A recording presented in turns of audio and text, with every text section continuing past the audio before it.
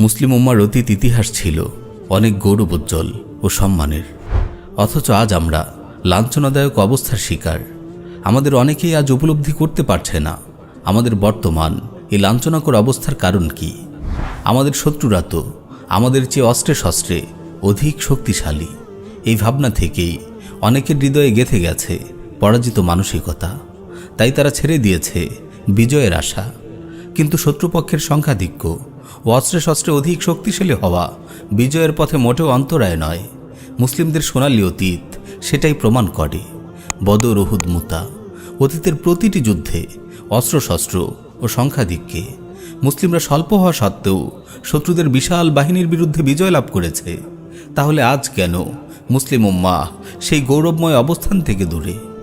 সৈয়দ কুতুব রাহিমাহুল্লাহ যথার্থই বলেছেন, আয-যুল্লুল্লাযী নাঈশুহুল ইয়াওম লাইসা লিআন্নাল উমামাল উখরা আকওয়া মিন্না বাল লিআন্নানা তারাকনা মানহাজাল্লাহ ফাইযা উদনা ইলাল্লাহ আদান নাসর ওয়ালাউ কুন্না হুফাতান উরাতান জিয়াআন।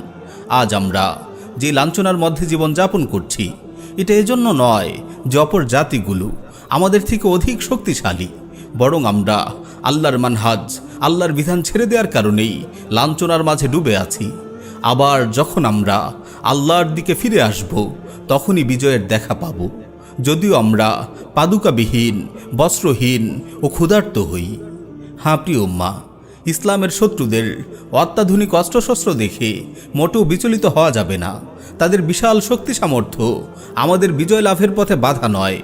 আমাদের বিজয় আমাদের মহান রবের আনুগত্য পালনের মাঝে। আমাদের বিজয় আমাদের রবের পথে। সুতরাং আমাদেরকে তারই পথে ফিরে আসতে হবে, পরিপূর্ণভাবে তার বিধানকে আঁকড়ে ধরতে হবে। আল্লাহর উপর ভরসা রেখে দাওয়া ও জিহাদের ময়দানে অটল অবিচল থাকতে হবে। এ পথেই রয়েছে আল্লাহ তাআলার সাহায্য ও বিজয়ের প্রতিশ্রুতি। আমাদের সোনালী অতীতের পরতে পরতে এই দৃষ্টান্তই আমরা দেখেছি। বর্তমানেও আমরা এই দৃষ্টান্ত প্রত্যক্ষ করেছি সুপার পাওয়ার দাবিদার আমেরিকা ও তার মিত্রবাহিনীর বিরুদ্ধে তালেবান মুজাহিদিনের বিশাল বিজয়ে। নিশ্চয়ই আজও আমরা আল্লাহর পথে অটল অবিচল থেকে সামনে অগ্রসর হলে মহান রবের দেয়া সাহায্য ও বিজয়ের দেখা পাবো বিইজনিল্লাহ। নিশ্চয়ই আজও আমরা আল্লাহর পথে অটল অবিচল থেকে সামনে অগ্রসর হলে মহান রবের দেয়া সাহায্য ও বিজয়ের দেখা পাবো বিইজনিল্লাহ।